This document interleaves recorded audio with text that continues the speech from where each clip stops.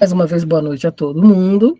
A gente recebe vocês aqui na sala com muita alegria, né? E o nosso querido professor especialista Flávio Daniel Medrado para essa aula de hoje, né? Genética, Sistema BO. Gente, então, sejam bem-vindas e bem-vindo, professor Flávio. Passando já a palavra aqui para você, para que a nossa aula possa, então, começar. Aproveitem, tirem dúvidas, interajam, abram as câmeras, falem no microfone, enfim, participem ativamente da aula, tá bom? Flávio, é contigo. Valeu, Thaís, mais uma vez, né? Boa noite a todos e a todos que estão aqui presentes na nossa terceira aula desse grandioso projeto que o SECAD está realizando, no qual estamos tendo aí a oportunidade de dar essa contribuição. E aí, gente, hoje a nossa aula, ela vai ser dividida em dois momentos distintos, tá? Nesse primeiro momento, a gente vai trabalhar com a teoria, o sistema BO. E aí, no outro momento da aula, eu vou tentar trazer alguns exercícios de conteúdos que já trabalhamos até aqui, sobre o sistema cardiovascular, sobre tecido sanguíneo, para a gente fixar ainda mais o conteúdo que já foi trabalhado, tá? O tempo é curto, mas eu vou tentar otimizar aqui o nosso tempo para que consigamos garantir, né, tanto o conteúdo da noite, que é sistema BO, quanto também a lista de exercícios que eu preparei, voltado para o sistema cardiovascular humano e para o tecido sanguíneo. Mas, enfim, na nossa última aula, falando sobre tecido sanguíneo, eu disse para vocês da importância do sangue dentro do sistema cardiovascular humano. E aí vimos também que o sangue ele é um tecido líquido, e que ele vai ter ali diversos componentes ou diversas estruturas formando todo aquele tecido.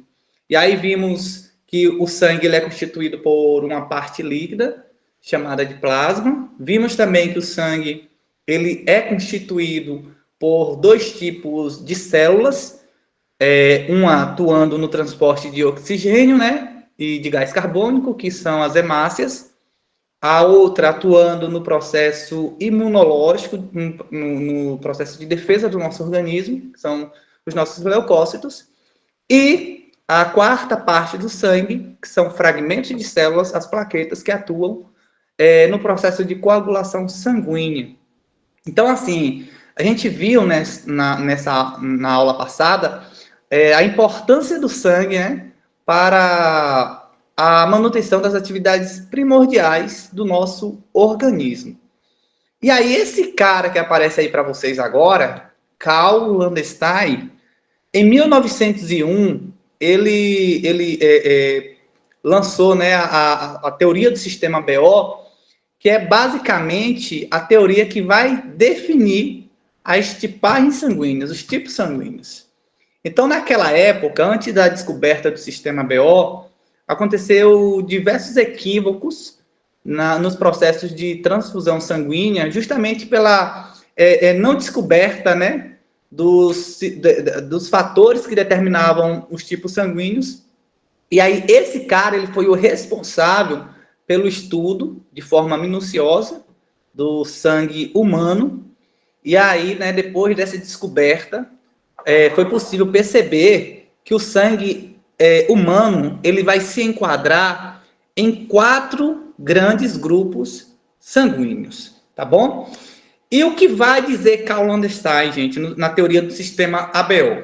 Então a gente viu, né, na aula passada, que o sangue ele tem uma função importantíssima no nosso corpo, no nosso organismo. E esse cara lá em 1900 e bolinhas também, ele percebeu que existia uma importância muito grande no sangue, né? E acontecia, meu povo, muitas mortes naquela época por processo de transfusão sanguínea, porque assim, as pessoas, a área das ciências daquela época, eles percebiam que o sangue ele tinha uma importância muito grande para o nosso organismo. Só que eles não sabiam das tipagens sanguíneas, sabiam da importância, mas não sabia que havia ali um pareamento e que quando não havia esse processo de pareamento das tipagens sanguíneas, ocorria uma incompatibilidade e a pessoa podia ir até a óbito. E aí, por conta disso, muitas pessoas morreram antes da descoberta do sistema BO. E acontecia muita coisa do tipo. Só que aí depois dessa teoria, depois de Karl Landstein mostrar a teoria do sistema BO, passou-se a entender, né, como deveria acontecer o processo aí de transfusão sanguínea. Por quê?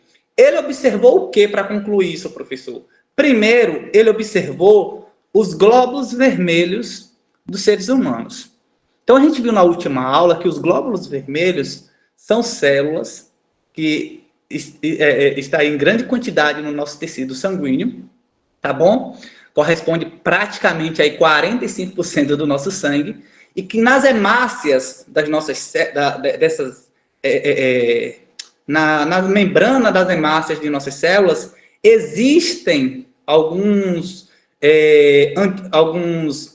aglutinogênios que eles vão chamar de proteína, que é um tipo de proteína que vai definir a tipagem sanguínea do indivíduo. Então, por exemplo, a pessoa que possui o aglutinogênio A, né, a proteína A, ele enquadrou na família ou no grupo sanguíneo A.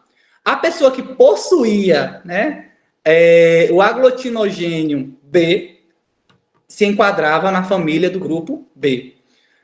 Existiam pessoas que possuíam tanto o aglutinogênio A quanto o aglutinogênio B. Então, ele enquadrou na família do grupo AB. E aí ele percebeu que existia também pessoas que não possuíam nem o aglutinogênio A, nem o aglutinogênio B. Foi aí, então, que esses daí ficaram pertencendo ao grupo da família O.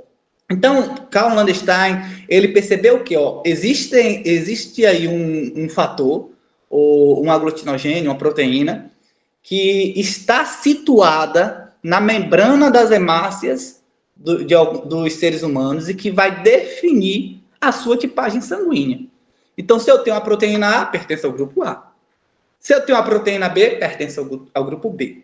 Se eu tenho a proteína AB, eu vou pertencer ao grupo AB. E se eu não tenho nem a proteína A, nem a proteína B, automaticamente eu pertenço ao grupo O.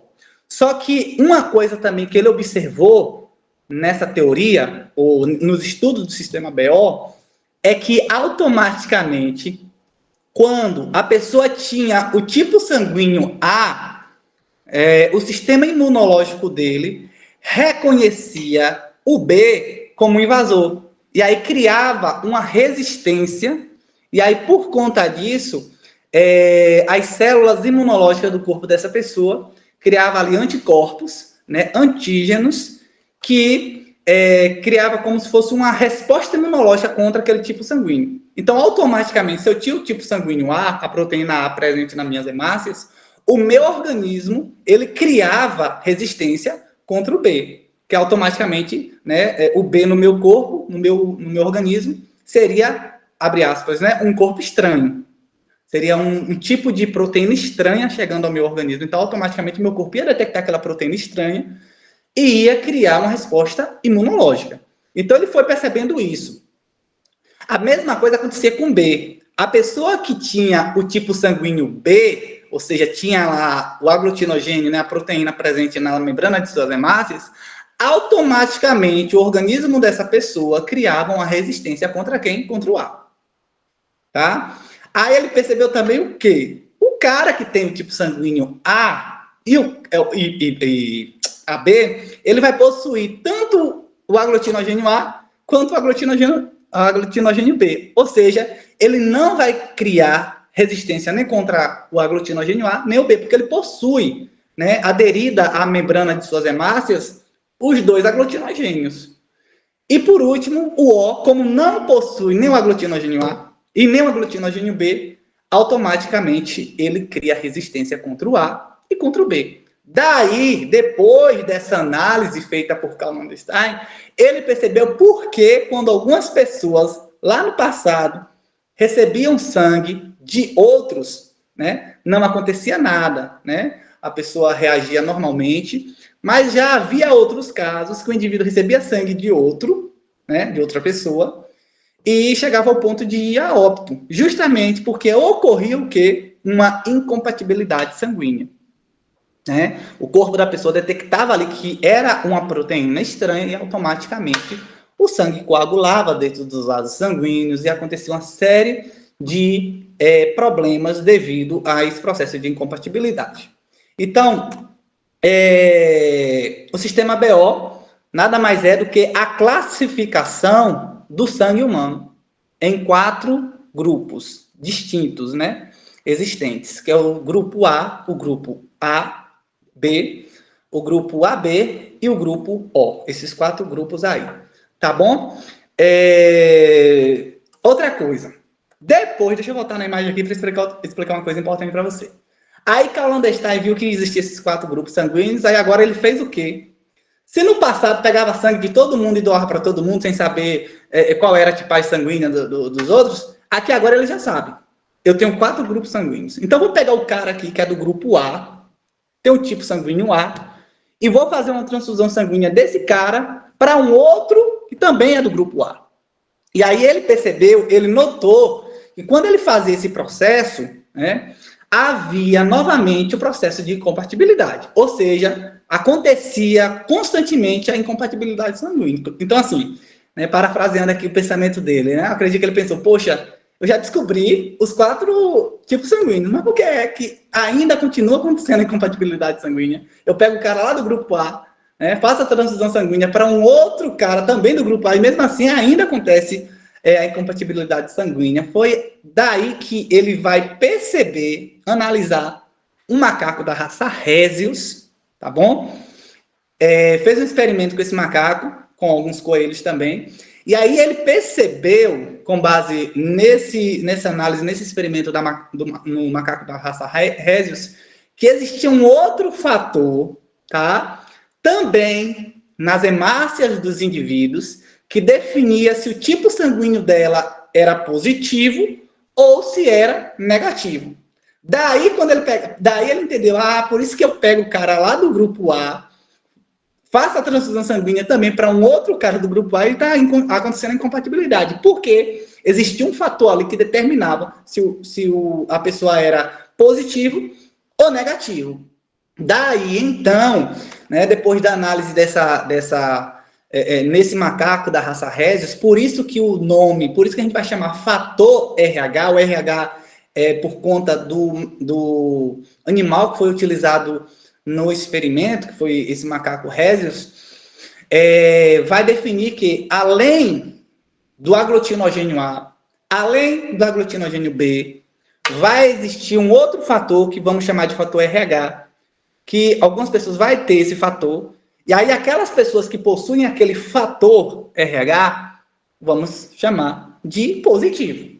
Se a pessoa é ausente desse fator RH, eu chamo ele de RH negativo.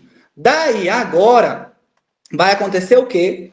Vai acontecer que eu vou ter não mais 4 grupos sanguíneos, mas sim 8 grupos sanguíneos. A positivo, A negativo, B positivo, B negativo, AB positivo, AB negativo, O positivo e O negativo. Então, esses aí são os 8 tipos sanguíneos depois da descoberta do sistema BO e do fator RH. Tá bom? Agora, uma coisa importante aqui, gente, ó. Lembram que eu disse para vocês, né, que as pessoas, por exemplo, que têm a proteína A ou a proteína B, eles vão criando resistência contra o tipo sanguíneo diferente do dele? O O, por exemplo, ele não possui nem o antígeno A e nem o antígeno B. O que é que vai acontecer? Alguém? A pergunta é, a pessoa que tem o tipo sanguíneo O, por que ela não pode receber o sangue A, nem B, nem AB? Observe a imagem. Boa noite, professor. Porque os anticorpos são diferentes? Isso, Laísa. O que é que acontece? Como eu não tenho a proteína A e como eu não tenho a proteína B, o que vai acontecer? O meu organismo, ele vai entender que o A e o B são proteínas estranhas, são corpos estranhos. Então, toda vez que esse tipo sanguíneo tentar entrar em meu organismo, o que é que vem acontecer? Vai criar uma resistência. Então, por isso que a gente vai dizer que o grupo O, ele não pode receber sangue nem de A, nem de B, nem de AB, porque ele é ausente da proteína A e B, tá? Por sua vez, o tipo AB, observem aqui na imagem, que o tipo AB, ele tem a proteína A e tem a proteína B. Então, ele não tem resistência, ele não cria nenhuma resposta imunológica, porque ele tem nas suas hemácias, a pessoa que tem esse tipo sanguíneo, ele tem tanto a proteína A quanto a B. Ou seja, ele vai poder receber de A, ele vai receber de B, ele vai poder receber de AB e ele vai poder receber de O.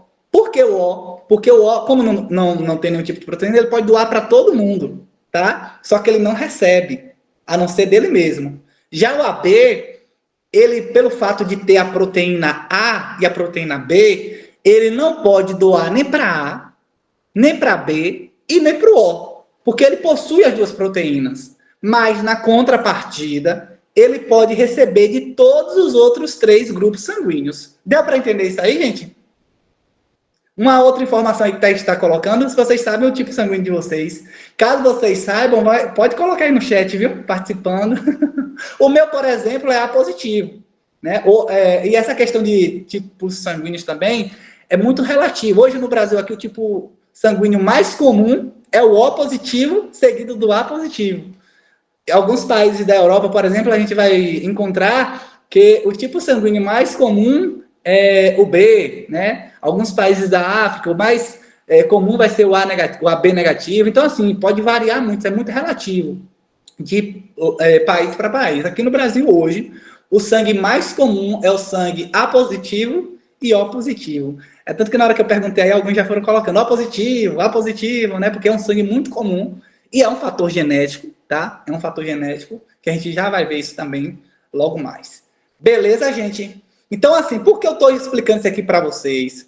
Porque, como o O, eu só queria pegar a canetinha aqui, rapidinho, viu, gente? Deixa eu fechar o slide aqui e abrir novamente. Eu quero pegar a caneta para mostrar uma coisa para vocês importante. Tecido sanguíneo aqui.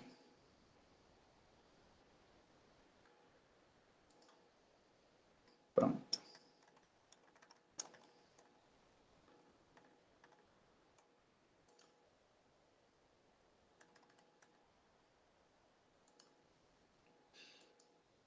Então, por exemplo, esse tipo sanguíneo O aqui, ó, como ele não tem nem a proteína B, ele não pode receber, tá? Por que eu tô falando isso com vocês? Para que vocês entendam esse pareamento sanguíneo aqui. Porque existe uma regra que vocês precisaram pegar, que é uma regra muito importante quando estamos trabalhando no sistema BO. Porque ó, o sangue, quando a pessoa é portador do fator RH, essa pessoa ela pode receber sangue de uma pessoa que é portador negativo, que não é portador do RH, ou seja, que é sangue negativo. Então, ela consegue receber. Só que, na contrapartida, ela não pode, em circunstância alguma, doar. Ah, professor, isso, mesmo pertencendo ao mesmo grupo sanguíneo, mesmo pertencendo ao mesmo grupo sanguíneo. Observem essa imagem aí que vocês estão vendo. Aqui eu tenho um sangue A positivo. Esse sangue A positivo, ele vai receber de quem? Lá, analisando os grupos sanguíneos que a gente acabou de ver. Ele pode receber dele mesmo, né? Ele pode receber do A negativo, tá bom? Ele pode receber do O positivo e ele pode receber do O negativo. Por que ele pode receber do O positivo e do O negativo? Porque o O não tem o antígeno B. Então ele pode doar, entendeu? Mas na contrapartida, a gente observe que o A positivo, ele não pode doar para A negativo. Ele pode receber, mas ele não pode doar. Então, a regra que eu queria dizer para vocês é essa. Ó. Quem é positivo não doa para quem é negativo. Quem é negativo pode doar para quem é positivo, professor? Pode. Porque o negativo ele é ausente do fator RH. Então, se ele é ausente, eu recebo, né? Eu tenho sangue positivo. E Thaís, por exemplo, tem um sangue A negativo. Ela pode fazer a doação do sangue dela para mim? Pode. Porque como ela tem o fator, ela é ausente do fator RH, automaticamente o meu corpo, o meu organismo, que é A positivo, ele não vai achar, né, aquele tipo sanguíneo estranho. Eu sou positivo, A positivo, posso fazer doação para a Thaís, que é pertencente ao grupo A negativo? Não. Por que não posso?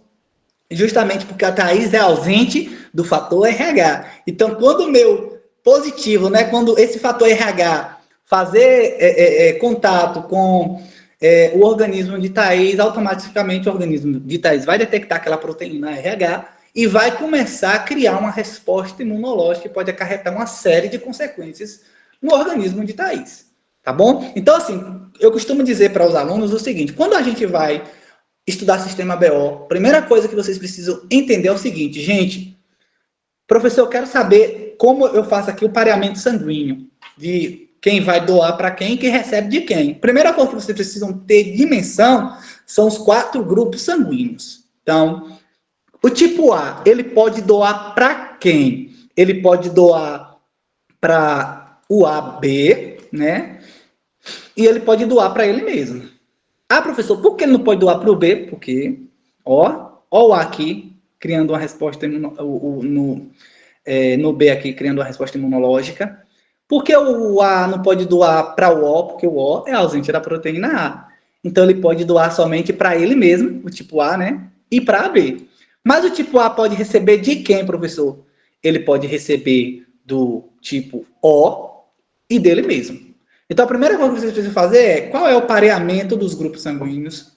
O A ele pode doar para quem e ele pode receber de quem. Aí, em seguida, vocês utilizam a regra do positivo e do negativo. Então, se eu sou A, né, positivo, eu só posso doar para aquelas pessoas. Se eu sou A negativo, eu só posso também doar para aquelas pessoas, receber daquelas pessoas. Deu para compreender, gente? É um pouquinho complicado esse negócio, mas é só uma questão mesmo de pegar essa lógica aí que vocês vão longe. Então, observem aqui. Vamos exercitar aqui para ver se vocês compreenderam. Ó. Vamos para o A negativo. A negativo doa para quem, né? O A negativo vai doar para ele, vai receber dele mesmo, claro, né? E vai receber de O negativo, tá?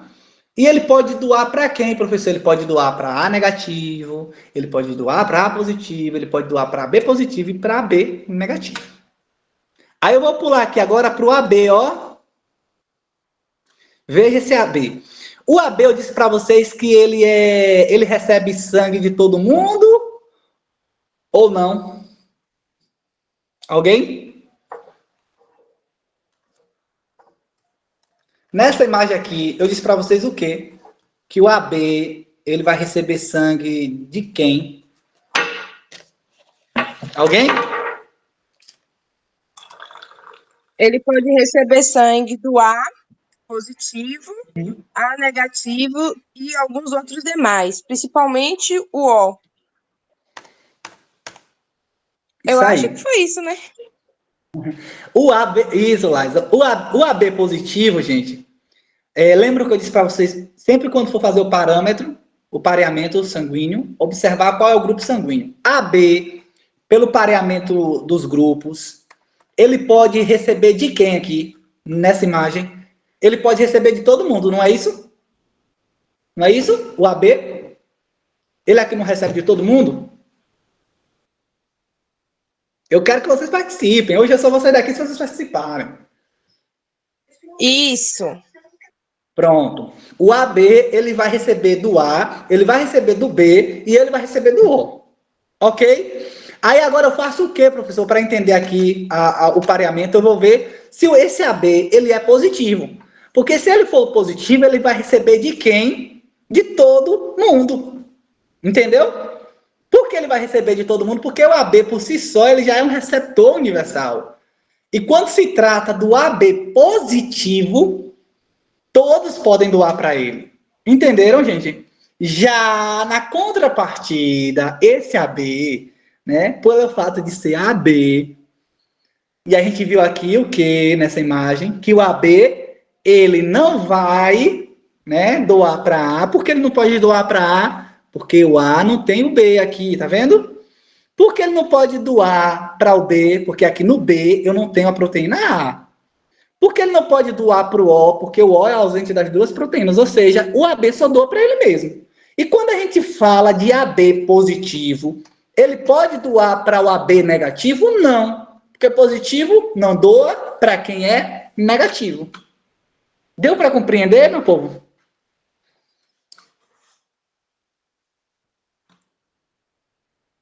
Então, por exemplo, o AB positivo é o tipo sanguíneo que a gente vai chamar de receptor universal. Por que receptor universal? Porque ele vai receber sangue, ó, do grupo A, do grupo B, do grupo AB e do grupo O. E pelo fato dele ser positivo, ele ainda consegue receber sangue de todos os negativos. Só que na contrapartida, ele só vai conseguir doar mesmo para ele, né? Então ele só consegue doar para ele. Nem para o AB negativo ele vai conseguir doar. Porque o AB professor, negativo, oi, ele só quer receber, né? esse daqui só recebe. Entendeu? Esse daqui só recebe. Por isso que é receptor universal, né? É um tipo sanguíneo que onde chegar tem carta branca, digamos assim, porque ele consegue receber de todo tipo sanguíneo. Então, a pessoa que tem esse tipo sanguíneo, ele não precisa ficar preocupado, né? Porque ele consegue receber de todos os grupos sanguíneos, pelo fato dele ser AB, pelo fato dele ser positivo. Hein, E aí, professor? gente, oi? Mas de alguma forma, todos esses têm chance de fazer doação para alguém, né? Todos os grupos? Sim. Todos os Por exemplo, grupos. quando você vai a um Hemoba, que é o centro especializado para receber doação de sangue, lá você pode fazer a doação.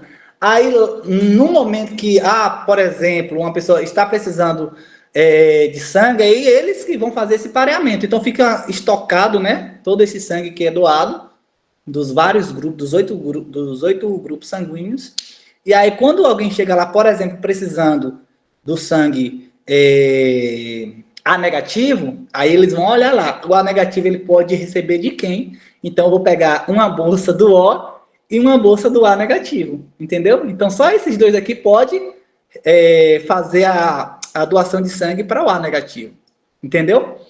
E já, por exemplo, chega um rapaz em um hospital precisando de sangue e ele é do grupo AB positivo, pronto. Qualquer pessoa pode doar sangue para ela, entendeu? Às vezes, por exemplo, acontece o quê? Algumas pessoas em hospitais, ele está precisando lá do tipo sanguíneo B positivo, ele é do grupo B, ele está precisando desse tipo sanguíneo. Aí, a família publica, alguém que tiver o sangue B positivo, B negativo, O negativo, O positivo, que são os grupos sanguíneos que pode doar para o B positivo, né? Aí a família publica, mas assim, às vezes o Hemoba orienta o quê? Pode dizer que está precisando de tipo do sangue, né? Não especificar a tipagem para ficar no estoque. Que aí, quando especifica qual é o grupo sanguíneo, aquelas pessoas que, por exemplo, não pode doar, elas nem vão ao Hemoba, sabe? Aí, às vezes, o Hemoba ele utiliza esse método até para ir reservando, tendo estoque de sangue. Que às vezes a pessoa está precisando ali de um tipo sanguíneo específico, mas tem uma pessoa que quer fazer a doação, por mais que não vá, né? Aquela pessoa não vai receber aquele tipo sanguíneo, mas fica ali no estoque, né? Do Hemoba ou do hospital. Tá bom, gente? Aí, meu povo, observe que eu falei para vocês do A positivo, que ele é um receptor universal, porque ele tem as proteínas A e B, e além disso, ele tem o fator RH. Agora, observem aqui o A negativo, ó. Ó esse A negativo. Observe que o AB, ele é o que? Ele recebe de todos os grupos sanguíneos. Ele recebe de A, de B, de AB e de O. Não é isso? Mas ele é negativo. Então, ele não vai receber de quem é A positivo. Ele não vai receber de quem é B positivo. Ele não vai receber de quem é AB positivo. E ele não vai receber de quem é O positivo. Tem uma pessoa com a mão levantada. Carla, parece que é Carla. Carlene, Flávio, mas foi sem querer. Carlene, tranquilo. Tranquilo. Aproveitando, o O positivo também é universal, não é isso? O O positivo? Não. Não, o O positivo. Não, eu vou te explicar. O positivo e eu consigo doar para qualquer pessoa, né? O O positivo? Não é isso? Não. Vou explicar por que agora, Carlene. Ah, porque eu sou doadora de sangue. E eu sempre vou lá, né? E aí, uma vez, a moça me falou lá que qualquer pessoa de qualquer tipo sanguíneo conseguiria receber o meu sangue. Você é Aí O eu positivo. sou positivo. Ó, Carline, por que o O positivo ele não pode ser um doador universal? Vejamos a mesma técnica que eu utilizei aqui no AB positivo e AB negativo. Agora observem o O. O O, cá nessa imagem que eu passei para vocês, ele é ausente da proteína A e ele é ausente da proteína B. Então, ele consegue receber sangue dos outros 3 grupos, que é o A, o B e o AB. Aí, qual foi a outra regra que eu expliquei para vocês? A regra do fator RH. Quem é negativo não pode receber sangue de quem é positivo. Entendeu? Aí, por exemplo, o O ele recebe de todos os grupos, né? O sangue de todos os grupos, mas pelo fato, desculpa, ele doa para todos os grupos, mas pelo fato, oi? Ele só recebe do O positivo. Por exemplo, se eu vier precisar de sangue, eu só recebo do meu tipo sanguíneo, não é isso? Isso. Entendeu? Você só vai receber do O positivo ou do O negativo. Porque como o O ele é ausente da proteína A e B, ele não vai receber de nenhum outro grupo, só dele mesmo. E pelo fato dele ser positivo, então ele pode receber sim do negativo. Só que na contrapartida, esse O negativo aqui, ele é o quê? Utilizando os grupos sanguíneos, ele é doador universal, né? Mas como ele aqui é positivo, esse O positivo ele não pode doar para um A negativo, ele não vai poder doar para um B negativo, para um AB negativo e para um O negativo. Por que ele não pode doar? Porque ele tem a proteína, o fator RH presente nas suas hemácias. Então, se ele fizer a doação, pode gerar consequências, porque a pessoa que vai estar recebendo, né, aquele tipo sanguíneo, caso seja negativo, vai detectar a proteína e aí vai criar uma resposta imunológica. Só que, na contrapartida, o cara que tem o O negativo, esse sim é doador universal. Por que ele é doador universal? Porque o O por si só, né, ele pertence ao grupo ali O, ele é ausente da proteína A e B, então ele já pode doar para todo mundo. E aí, se tratando do negativo, a ausência do fator RH, ele vai conseguir doar para todos os outros grupos sanguíneos. Só que na contrapartida, né, ele não vai conseguir receber de quem é positivo, ou seja, o O positivo ele não vai conseguir doar para o O negativo. Tá bom?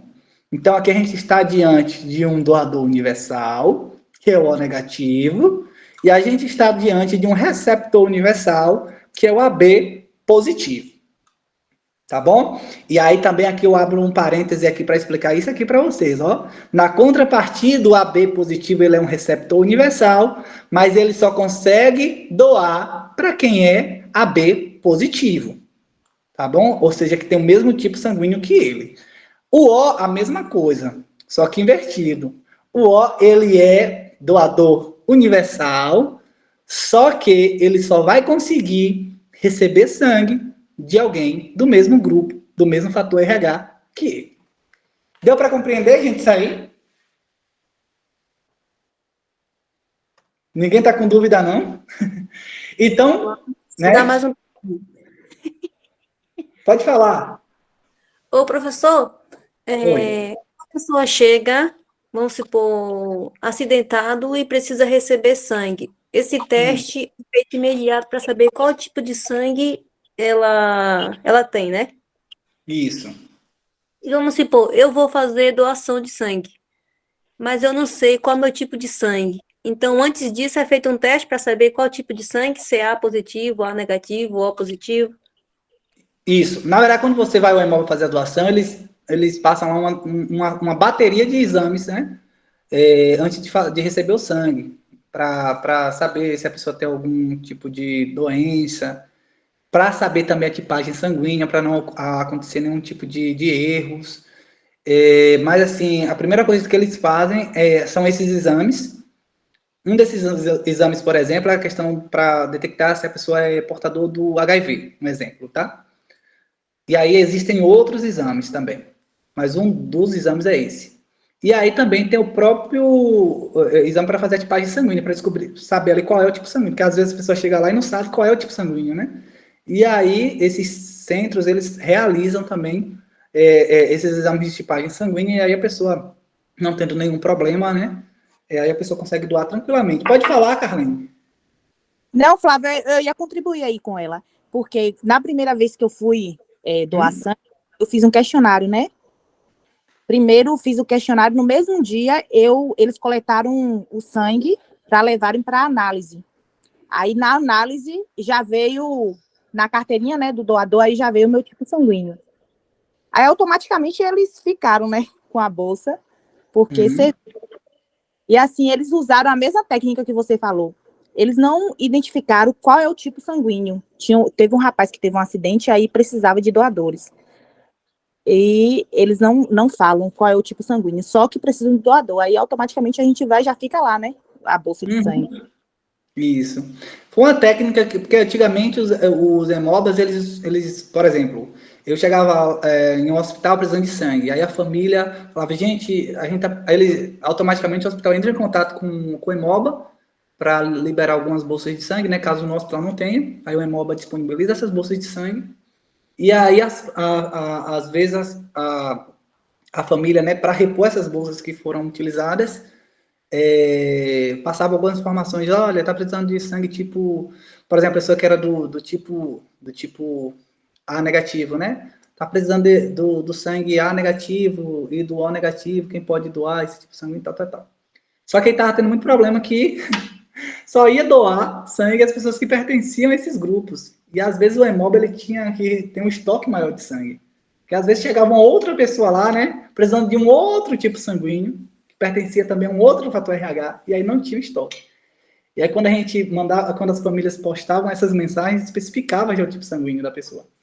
Então, por exemplo, a pessoa que era A positivo nem ia lá, né? E aí o hemoba ficava sem aquele tipo sanguíneo no estoque.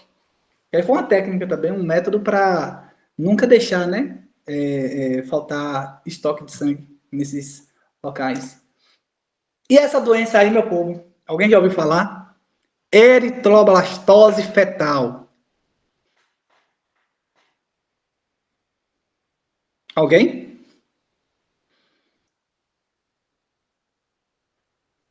Vamos lá. O que é, professor, a eritroblastose fetal? Gente, isso aqui é uma doença que acontece... Feto do bebê Oi? é uma anemia que dá no feto? Isso, Carlene, isso aí. Que é gerado pelo quê, gente? É gerado principalmente quando a mulher, né, ela pertence a um grupo sanguíneo negativo e ela está gerando, né, um feto positivo. Então, como é que vai acontecer?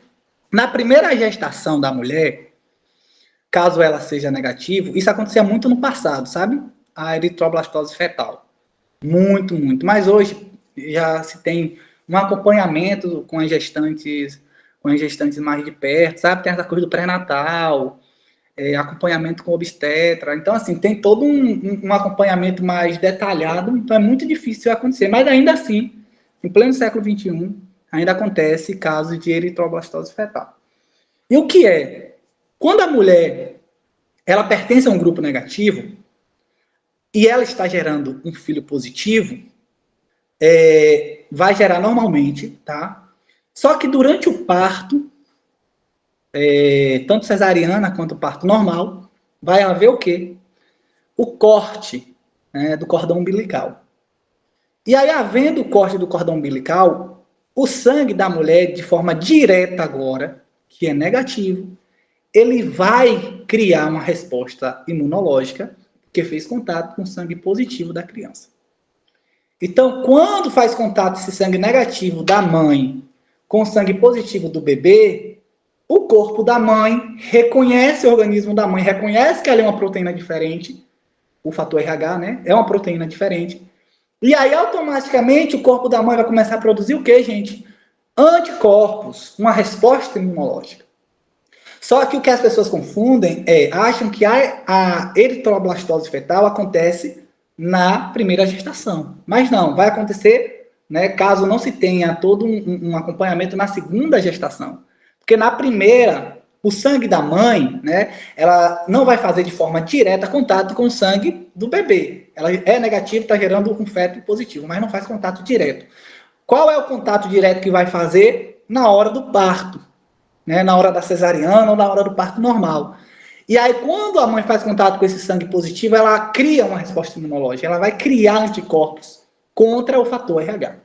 Aí, numa outra ocasião, que essa mãe, que é positivo, gerar um outro feto positivo, automaticamente, o que é que acontece? O corpo dela vai tentar expulsar, de toda maneira, aquele feto, aquele embrião.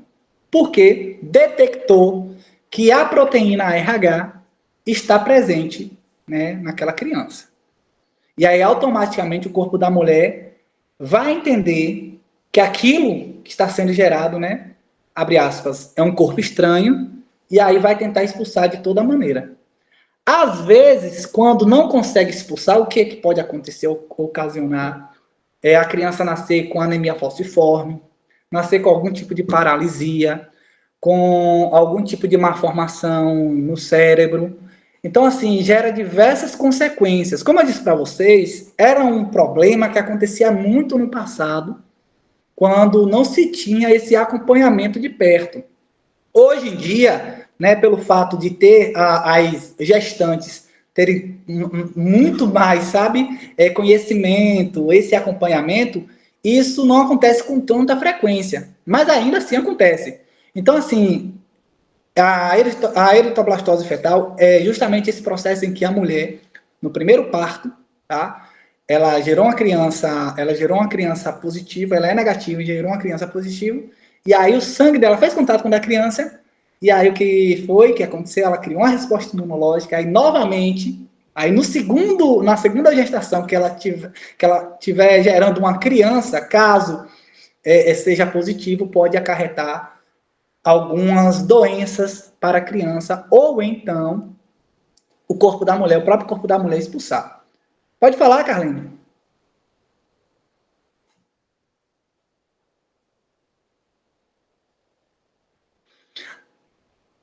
E assim, gente, como eu disse para vocês, hoje tem um acompanhamento mais de perto, então é muito mais difícil isso acontecer. Por quê? Quando a mulher ela está gestante, né, a primeira coisa que a enfermeira no pré-natal vai te perguntar, ou o médico obstetra, qual é o seu tipo sanguíneo? Aí a mulher vai dizer, é A negativo, ou é B negativo, ou é O negativo, ou é AB negativo. Pronto. Descobrindo isso, agora vai tentar ver qual é o tipo sanguíneo do parceiro. Justamente para ver se aquela criança, quais são as possibilidades daquela criança ser positiva ou negativa. Tá? Caso a criança que está sendo gerada seja negativo, a mulher, a partir, se eu não estou enganado agora, a partir da 20ª semana, o médico obstetra ele já indica um soro. E aí a função desse soro é para que lá no momento do parto, da cesariana ou do parto normal, quando houver o contato do sangue da mãe com o da criança, o sangue da mãe, de certa maneira, não crie uma resposta imunológica quando fizer contato com aquele sangue positivo da criança. E aí ela vai tomar esse soro que é para barrar ou para inibir a criação desses anticorpos contra o positivo. E aí esse soro também pode ser tomado até 72 horas depois do primeiro parto, né? Tanto faz ser cesariana quanto ser o parto normal. Beleza, gente? Então, a eritroblastose fetal é esse probleminha aí que é quando a mulher ela é negativa, ela é do grupo negativo e está gerando uma criança positiva. Só que o problema não acontece na primeira gestação, como eu disse para vocês, acontece a partir da segunda. Tá? E se a mulher estiver gerando também um positivo. Outra coisa, viu? Professora, e se a mulher E se a mãe aqui fosse positivo, teria algum problema estar gerando filho negativo? Nenhum problema. Porque o sangue dela seria positivo. Então, automaticamente, quando fizesse contato com o sangue da criança, o corpo dela não ia criar anticorpos contra o negativo. Entenderam? Porque ela já tem o fator RH positivo. Então, não se cria uma resistência contra aquilo que você já tem. Então, se ela fosse positiva aqui, não teria problema algum. Só que, como ela é negativa aqui, e a criança é positiva, aí automaticamente ela precisa ter um acompanhamento para não ter esse probleminha aqui, que é a eritroblastose fetal. Beleza? Dúvida, gente? E aí a última parte dessa aula que eu queria explicar para vocês é isso aqui. A gente vai aprender em genética, a gente depois vai ter algumas aulas só para falar sobre genética, hoje a gente vai falar sobre genética voltada para o sistema BO, mas em genética a gente aprende o quê? Eu vou até olhar aqui agora na câmera para falar essa informação para vocês. Para cada característica, gente, que exista no nosso corpo, no nosso organismo, herdamos 2 genes, tá?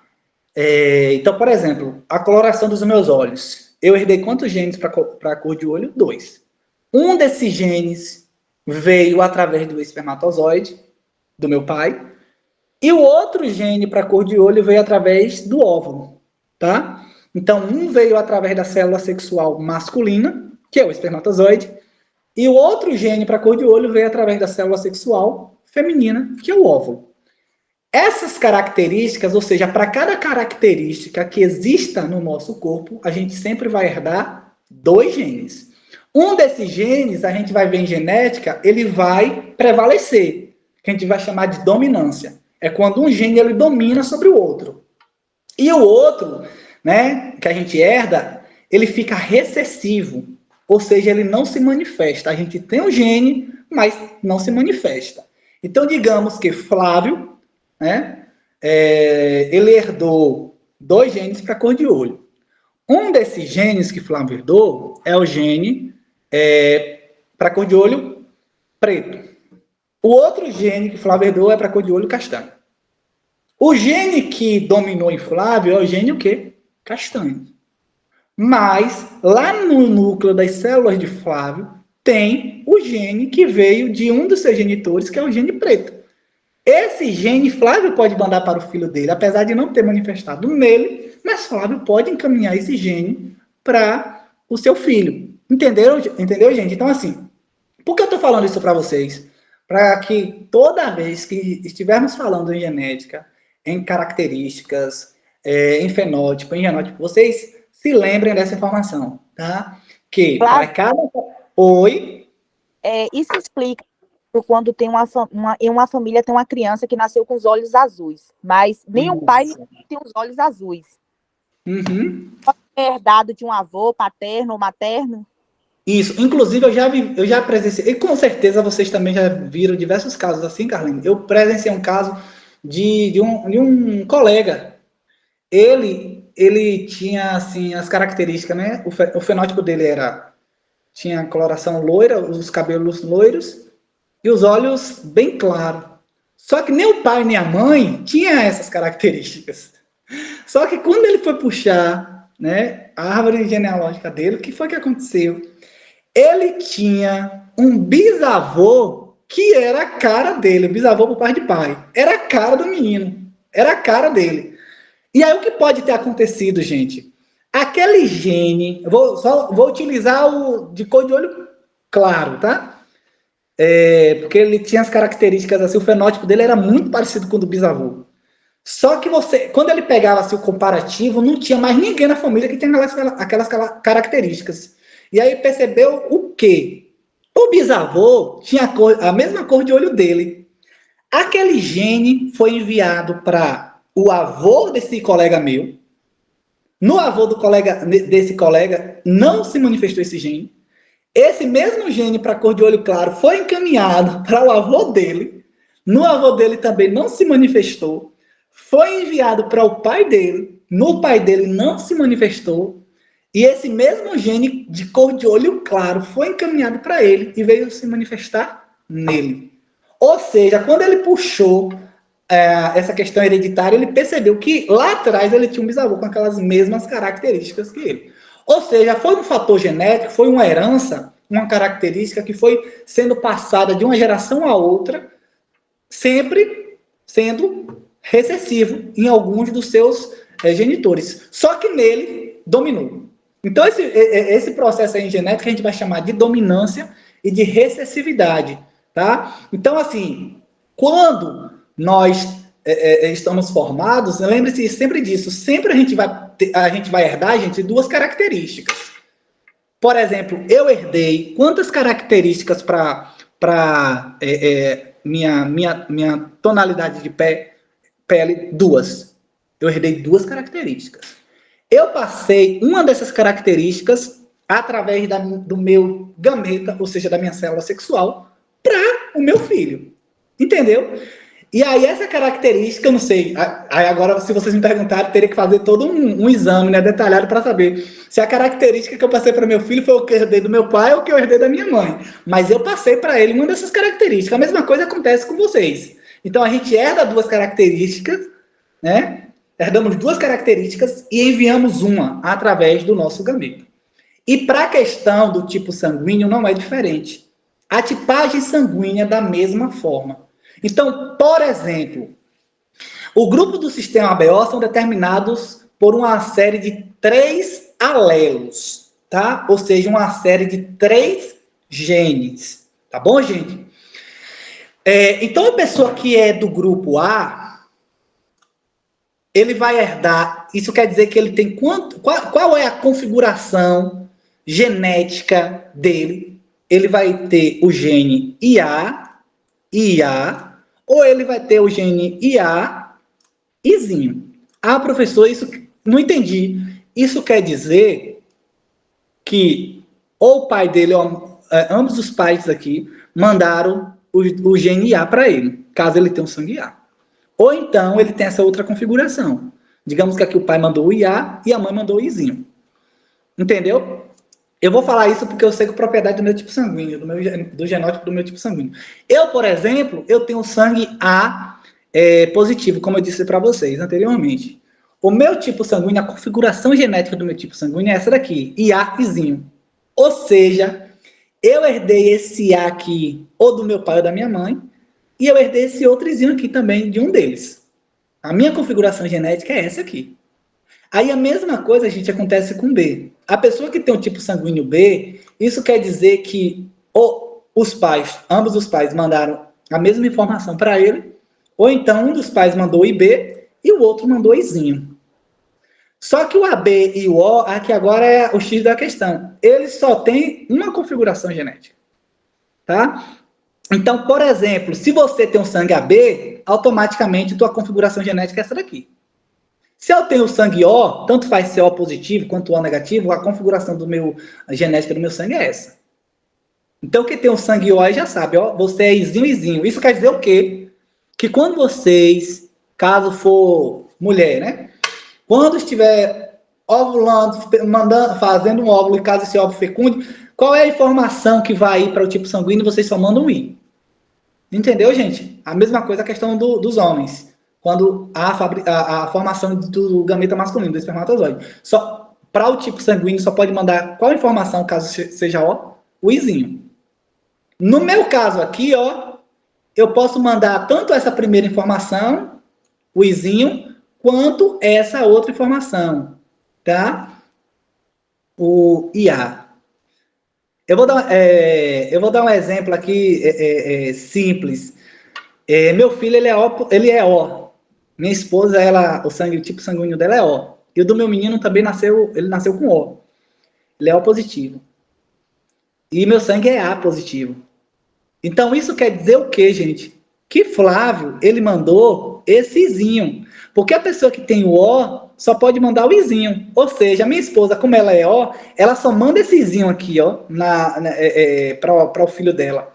No meu caso, eu posso mandar o IA e eu posso mandar o Izinho. Se meu filho nasceu com O, né? Isso quer dizer que eu mandei qual gene para ele? O Izinho. Entendeu, gente? Porque o O só tem essa configuração aqui, ó. A pessoa que é O, isso quer dizer que ambos os pais mandaram a mesma informação para ele. Eu vou abrir o chat aqui, porque para mim não aparece nada. E aí eu sei que vocês às vezes postam aí, né? Pode estar com dúvidas. E eu não estou vendo nada aqui. Deixa eu ir aqui rapidinho no chat. Vou explicar uma coisa importante também para você. Em genética, e aí agora eu quero que vocês prestem atenção mesmo, viu? Que isso aqui é muito importante. A gente vai utilizar isso lá na frente. Em genética, a gente utiliza, na verdade esse quadro aqui, quem utilizou foi Mendel. Mendel é o pai da genética, foi o cara que descobriu os principais conceitos da genética, como acontece a transmissão dos caracteres, das nossas características para os nossos filhos. E aí ele fez isso utilizando esse quadro aqui, gente, o quadro de Punnett, né? Ele vai chamar isso aqui de quadro de Punnett. E aí nesse quadro, a gente coloca um traço aqui, né, para diferenciar.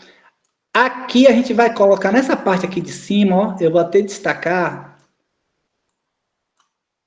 E nessa outra parte aqui, tanto na vertical quanto na horizontal, nessa parte aqui a gente coloca o gene do pai ou da mãe, os genes do pai ou da mãe, e aqui também o gene do pai ou da mãe. Então, por exemplo, eu vou fazer o meu exemplo para que vocês entendam, tá? Então aqui é como se fosse o jogo da velha. Que Mendel utilizou. Deixa eu só trocar a cor da caneta aqui para diferenciar.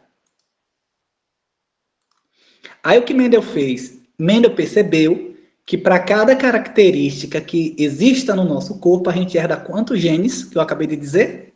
Quantos genes a gente herda para cada característica? 2. 2. 2 genes, pronto. Então Mendel fez o quê? Flávio, ele herdou 2 genes. Então, digamos que Flávio, ele é A, né? O sangue dele é A. Então, a configuração genética do sangue de Flávio só pode ser essa daqui, e A, ou só pode ser essa daqui. Como eu já sei qual é minha configuração genética, eu já vou direto. Então, digamos que meu tipo sanguíneo é A, e a configuração genética do meu sangue A é essa, IA, Izinho. O que foi que eu fiz aqui? Eu separei os genes que eu recebi. Eu recebi esse IA aqui de um dos meus genitores. Esse eu recebi também do outro genitor. Então, eu separo eles, tá? Aí, agora eu vou separar os genes para tipos do tipo sanguíneo da minha esposa, que é O, né? Ela é O, então eu vou separar os dela agora. Aí, aqui eu vou separar. Como eu sei que ela é O, automaticamente O só tem uma configuração genética, não é isso? Então, eu separo o Izinho aqui e coloco esse Izinho aqui. Tá? Aí, agora eu vou fazer o pareamento para descobrir quais são as possibilidades do meu filho sair com o mesmo tipo sanguíneo que o meu ou da minha esposa. Entendeu? Aí, Mendel fez o que aqui? Ele pegava esse gene e comparava com esse, e pareava com esse. Sempre que vocês estiverem estudando genética, e tiver lá um símbolo com uma representação gráfica maiúscula, lembre-se que aquele gene é dominante. Se tiver minúsculo, gente, é recessivo. Então, isso quer dizer aqui que o genezinho, ele é recessivo. E que o IB e o IA, eles são uma dominância. Tá bom? Então, por exemplo, sempre que eu pareio um dominante com recessivo, quem domina é quem? Quem vai prevalecer é quem? O dominante. Então, o dominante sempre vem primeiro. Então, se eu tenho um tipo... se eu pego aqui agora o Izinho da minha esposa e parei com esse IA meu, eu vou fazer IA, Izinho.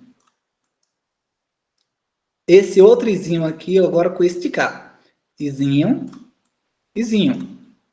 Agora eu vou para o outro Izinho aqui, o de baixo. Vou parear com o IA de cá de cima. Izinho com IA, IA, Izinho. Agora esse Izinho de cá com esse Izinho de cá. Que vai dar um Izinho, Izinho.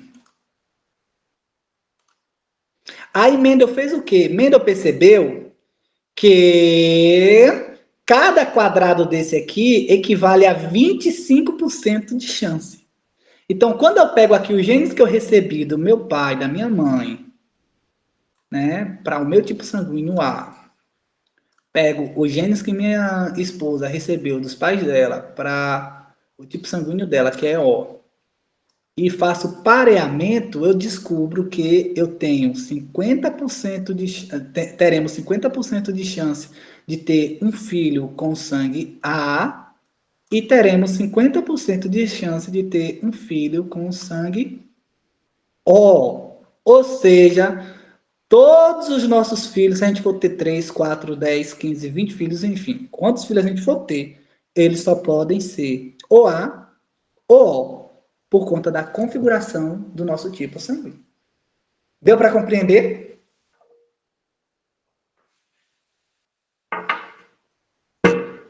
Ah, professor, isso deu uma vez, isso deu um balaio de gato no cursinho, daqui a pouco eu falo para vocês. Certo, deixa eu fazer com outro tipo sanguíneo aqui para que vocês entendam. Rapidinho, viu? Deixa eu apagar aqui.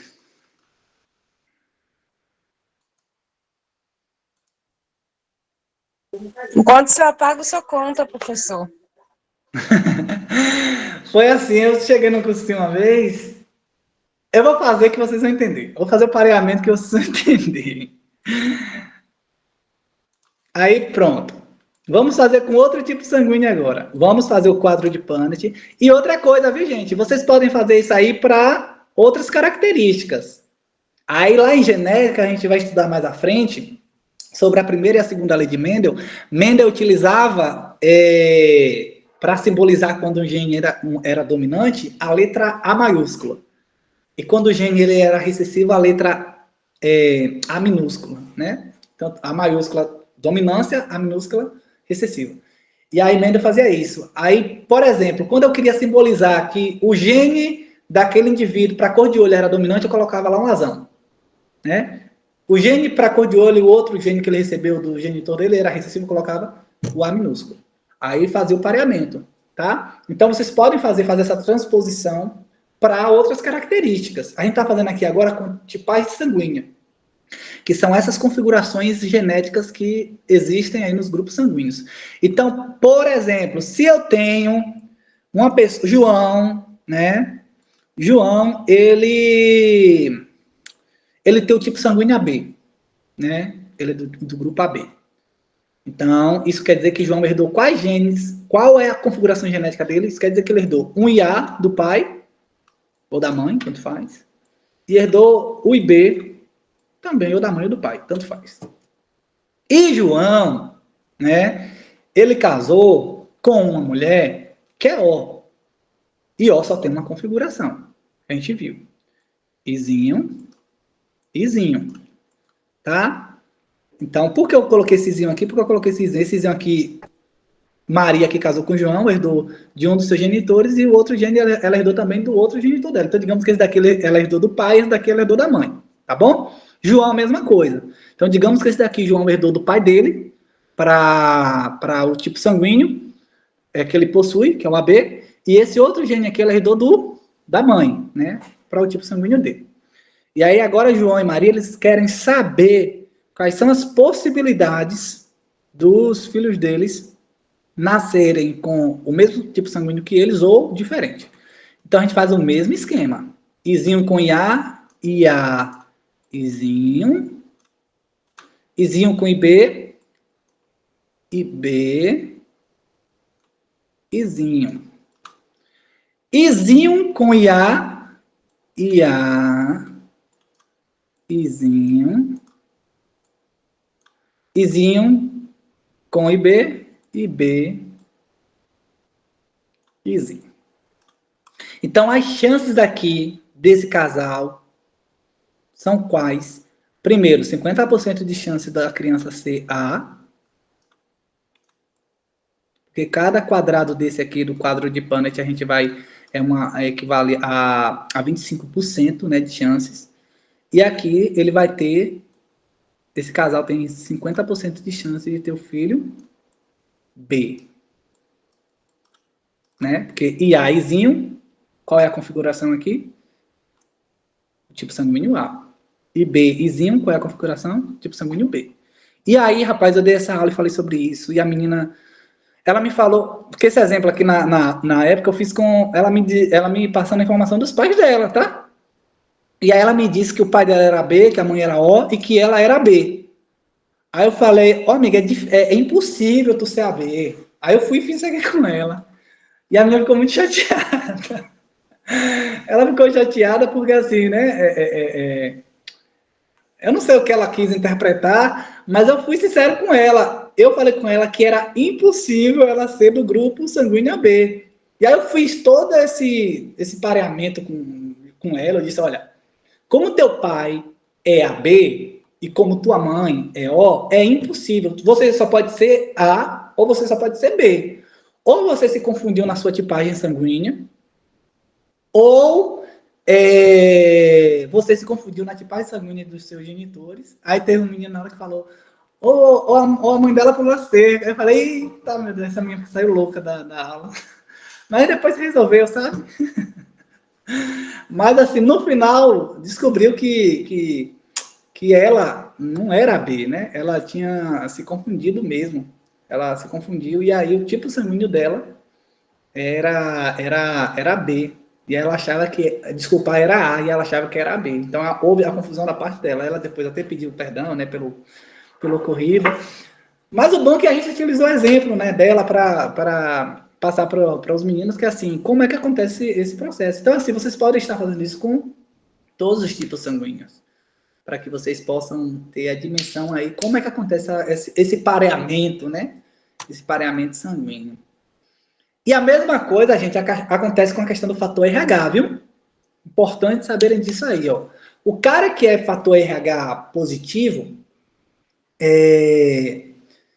a pessoa que é fator RH positivo, a gente vai simbolizar ele com um Rzão, tá bom? Então, ele pode ter essa configuração aqui, ou ele pode ter essa configuração aqui, tá bom? O cara que é RH negativo, ele só pode ter essa configuração. Ou seja, RH positivo, ele é uma dominância, tá? Enquanto o RH negativo, ele é uma recessividade. Ele só domina em dose dupla. Então, por exemplo, a mulher que ela é O negativo e ela casou com uma pessoa que é A positivo, por exemplo, ela tem muitas chances de gerar um filho positivo, né? Porque o positivo, ele é um dominante, ele é um gene dominante. Então, por isso que a gente falou sobre a questão da eritroblastose fetal, justamente porque quando a mulher, se ela casasse com um homem que é negativo, tem chance? Não, é impossível. Então, se ela é negativo e o marido também é negativo, o filho vai ser negativo, tá? Porque esse negativo aqui, ele só se manifesta em dose dupla, ou seja, se tiver um outro com a mesma configuração genética, aí é igual, né, a configuração genética dos pais. Só que se a pessoa é negativa e casou com uma pessoa que é positivo, há uma grande chance da pessoa ser tanto positivo quanto negativo. Tá bom, gente?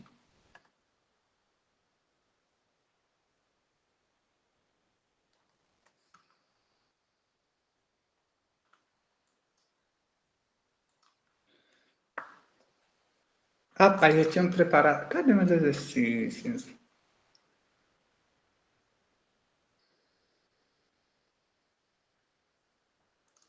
Vamos ver se vocês estão afiados, né? Deixa eu pegar só um exercício aqui sobre o que a gente acabou de falar. Como a gente estava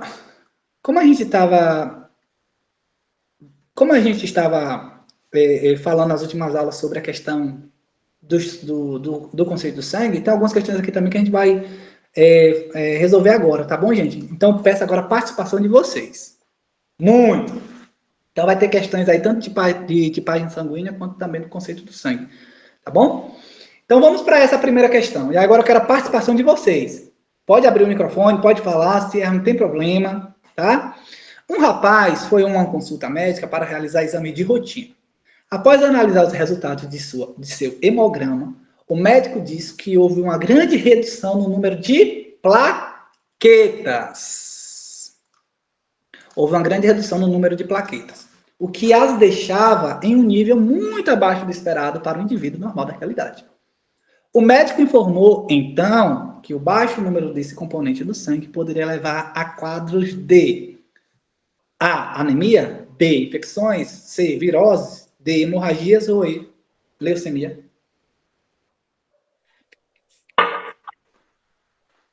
Eu acho que é A, viu, professor? Marli diz que é a letra A. Mais alguém? Ellen? Desculpa, professor, acabei clicando sem querer. Mas pode falar, Ellen.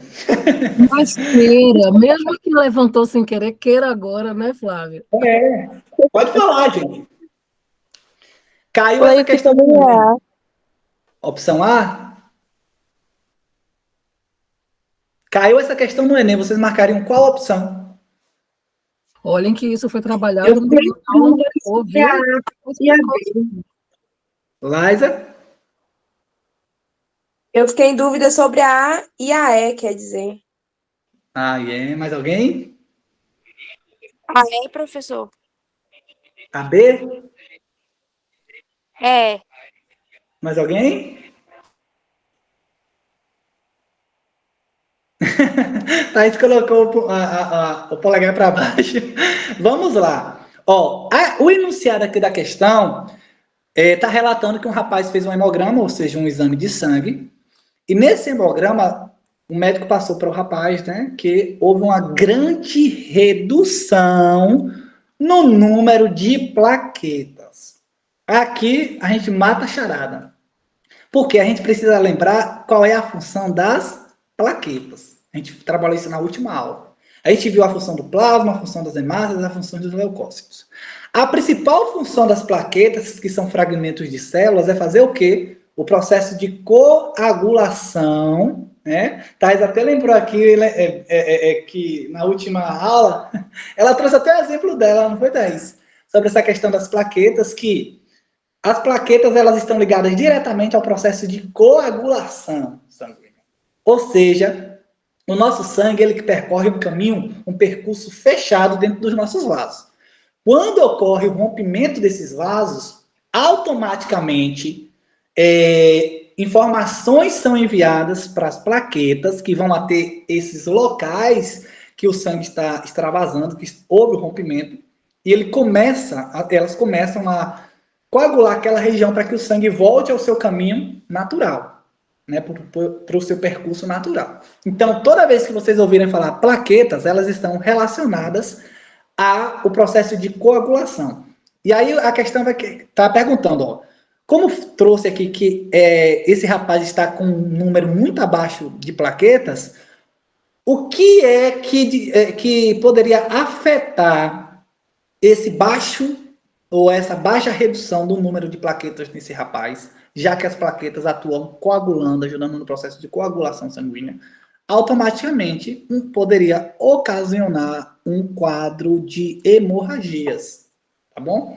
Porque é elas que vão coagular o sangue para que ele volte ao seu caminho natural. Então, se eu levei um corte no dedo e minhas plaquetas estão baixas, o meu sangue vai estancar, ele vai estancar de maneira natural? Não. Vai demorar um período até que aquele sangue volte para o seu caminho natural, porque as minhas plaquetas que deveriam coagular aquela região onde houve o rompimento do vaso, elas estão em baixa, entendeu? Então, automaticamente, eu posso elevar um quadro de hemorragia. Por que não é anemia? Porque a anemia está ligado a hemácias, glóbulos vermelhos.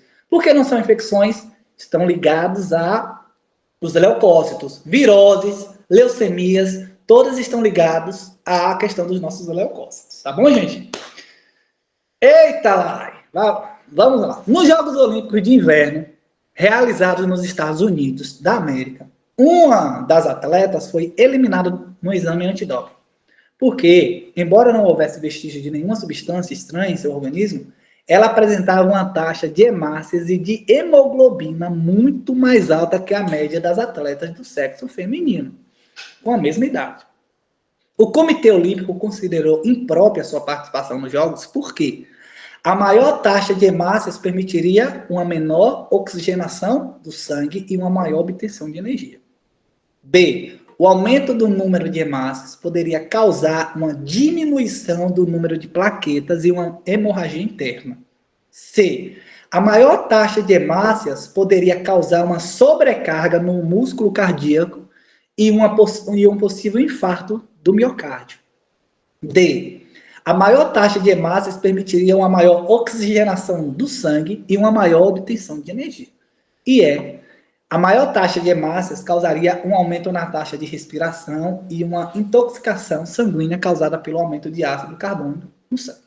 E aí, meu povo, qual vocês marcariam?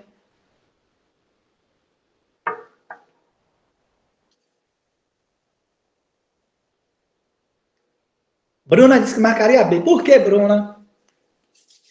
Pode abrir o microfone, meu povo. Pode abrir o microfone que a aula já está quase terminando. Por que, Bruna? Mais alguém? Bruna colocou aqui a C. Letra C. Quem falou a letra C? Liza. Liza. Milena C. Mais alguém? Então sigamos, né? Ó, essa pessoa aqui, ela foi eliminada no teste, no exame antidoping, apesar de não ter nenhum vestígio de substância estranha, né, no seu corpo, porque apresentava o que, gente? Uma taxa de hemácias e hemoglobina muito mais alta que a média das atletas do sexo feminino. E na última aula a gente aprendeu o quê? O que é que as hemácias fazem? Quais são as funções das hemácias no nosso sangue? Elas atuam no transporte de oxigênio e no transporte de gás carbônico. Então, todo oxigênio que entra no nosso corpo e todo gás carbônico que sai do nosso corpo é conduzido pelas nossas hemácias. Então, toda vez que falamos de oxigenação, automaticamente falamos das hemácias. E aí eu dei até um exemplo na nossa última aula sobre os corredores lá da África, do Haiti, quando vêm atuar aqui no Brasil. Eles têm um desempenho muito melhor, muito mais elevado que os brasileiros, porque eles estão em áreas que estão muito acima do nível do mar, do oceano. E aí, quanto mais alto a gente está, menos oxigênio a gente recebe. Então, quanto menos oxigênio a gente recebe, mais o nosso organismo ele vai se adaptar para que consiga produzir, né, mais hemácias, para que essas hemácias consigam transitar ali, né, com esse pouco oxigênio que existe suspenso ali no ar. Então, por isso que quando o cara que mora nesses países que estão acima do nível do oceano vem para o Brasil jogar futebol ou fazer qualquer tipo de atividade física, eles têm um desempenho melhor. Porque quando eles vêm aqui, eles têm muita hemácia, né? Eles produzem, lá no país que eles moram, eles produzem muita hemácia para pouco oxigênio. E aí, quando eles vêm aqui no Brasil, eles têm muitas hemácias para muito oxigênio, tá? Então, o desempenho deles é muito melhor, justamente por conta disso. E toda vez que a gente fala de hemácias, a gente fala, então, de obtenção de energia. Então, a questão correta aí seria a letra D. A maior taxa de hemácias permitiria o quê? Uma maior oxigenação. Ou seja, quanto mais hemácias eu tenho, mais oxigenação vai ocorrer no meu organismo. E maior oxigenação no meu organismo, no meu sangue, afeta o quê? Isso aqui, ó, obtenção de energia. Eu vou ter muito mais energia. É por isso que os corredores, quando vêm aqui para o Brasil, eles, enquanto o brasileiro está ali correndo, né, tá cansado, tá exausto, você olha na cara dos corredores desses outros países que estão acima do nível do oceano, eles estão tranquilos, né? Só com um leve suor ali, mas tranquilo. Não esboça nenhum tipo de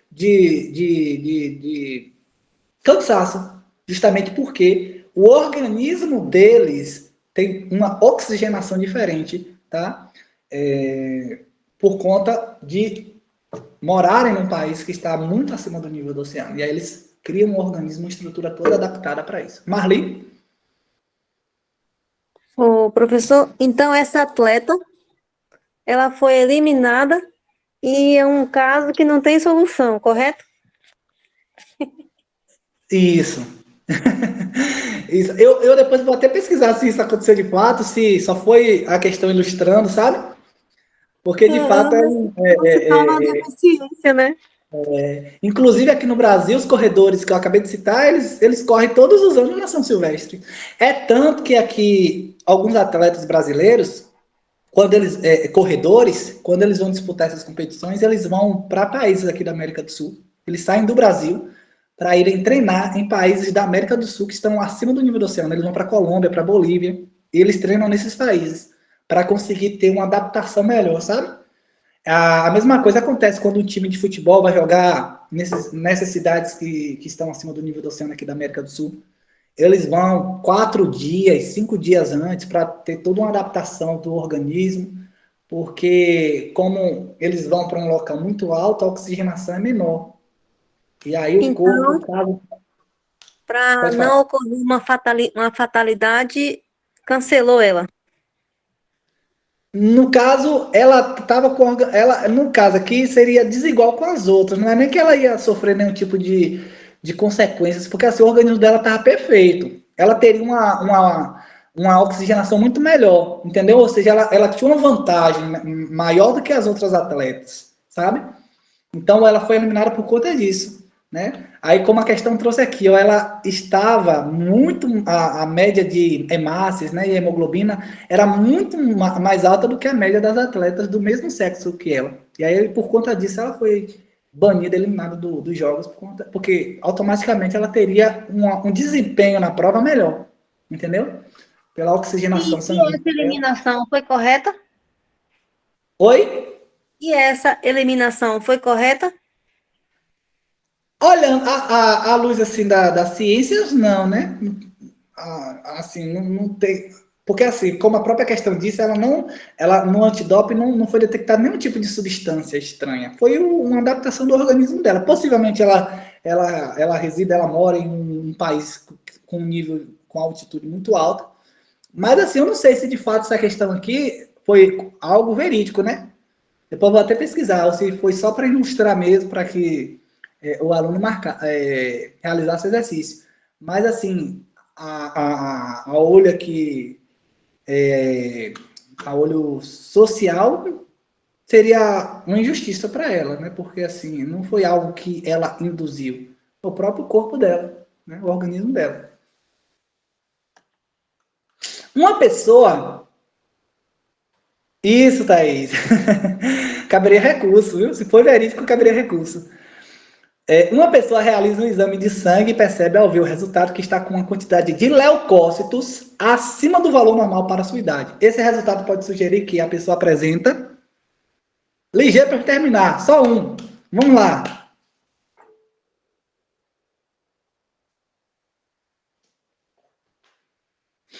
Deu aqui que os leucócitos estão acima do valor. Na última aula eu falei sobre a doença que pode ocasionar quando eu estou com os leucócitos acima do valor normal. Você pode detectar que eu estou com o quê? Com anemia? A anemia é ligado a baixa taxa de hemoglobina no sangue. Está ligado às hemácias. Hemorragia está ligado às plaquetas. Leucopenia é quando eu tenho um baixo número de leucócitos. A questão quer saber que está dizendo que a pessoa tem um valor acima do normal. Anemia também está ligado ao quê? Aos glóbulos vermelhos, às hemácias. Sobrou infecção? Infecção. Então, se eu detecto lá, né, no meu hemograma que eu estou com os leucócitos acima do normal, possivelmente eu esteja sendo bombardeado aí por uma infecção. Né? E aí, por conta disso, deu alterado o valor dos meus leucócitos, porque eles estão se duplicando, eles estão se reproduzindo para combater um agente invasor. Deixa eu só ver aqui se eu encontro alguma questão sobre...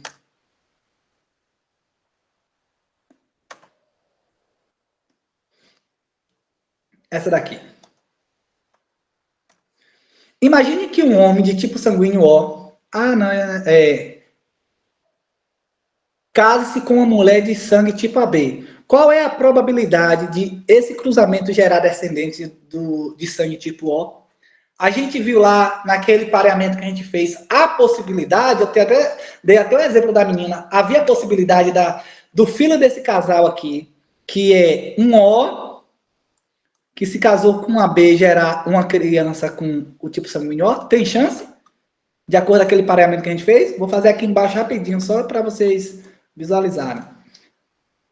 O sangue O, automaticamente, ele é Izinho, Izinho. O sangue AB, automaticamente, ele é IA e B.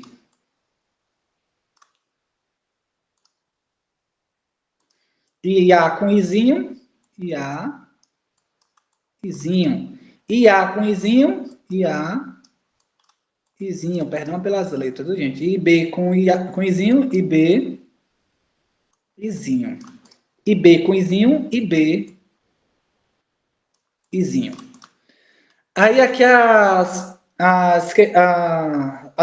alternativas são: a probabilidade é nula da pessoa CO, do filho CO, pois esse cruzamento só originará descendentes A, B e AB. Aqui eu tenho algum descendente AB? Tem alguma possibilidade dos filhos desse casal serem AB? Olhando esse cruzamento aqui embaixo que eu acabei de fazer? Tem ou não, gente? Ó. Aqui ele vai ser A e aqui ele vai ser B. Ou seja, probabilidade, a questão até começa bem, a probabilidade é nula de ser O, tá? Pois esse cruzamento só originará descendentes A, B e AB. Só que aqui anula, ó. Esse AB aqui anula a questão. Tá? Porque no cruzamento aqui a gente não viu AB. Essa criança não tem chance do filho desse casal ser AB. Só tem chance de ser A ou B. Beleza? Aí a opção B, a probabilidade é 100% dessa criança ser O. Pois o alelo que condiciona o sangue tipo O é dominante. Duas informações falsas. A primeira, a probabilidade é 100%. Não é. A gente já viu que não é nula a possibilidade. E o sangue tipo O, ele não é dominante, ele é recessivo. A gente viu lá, Izinho, Izinho, tá bom? C, a probabilidade é 50% de ser O, pois metade dos genes do descendente é da mãe e metade do pai. Errado, a gente já viu que não tem chance nenhuma. Aí tem a D, probabilidade é nula, pois os descendentes gerados poderão ter apenas os genótipos IA, Izinho e B, Izinho. E, de fato, é isso que aconteceu aqui. A criança, ou as crianças que nascerem desse casal aqui, do cruzamento desse casal, eles têm chance de ser, essas crianças têm chance de ser A ou B, e só terem essa configuração genética. Se for A e A, Izinho, se for B e B, Izinho. Então, a questão correta aqui seria a letra D. E por que não seria a letra E? Porque, ó, a probabilidade é 25%, pois esse cruzamento poderá gerar descendentes A, B, AB e O. Duas informações falsas. Não é 25%, a gente já viu que é nula, e só geraria A e B. O AB e o O não geraria.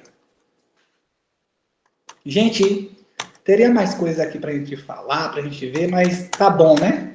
Então é isso. Finalizar a aula hoje aqui com vocês. Perfeito, Flávio. Na verdade, a gratidão, eu já falei, não me canso de repetir, é toda do lado de cá.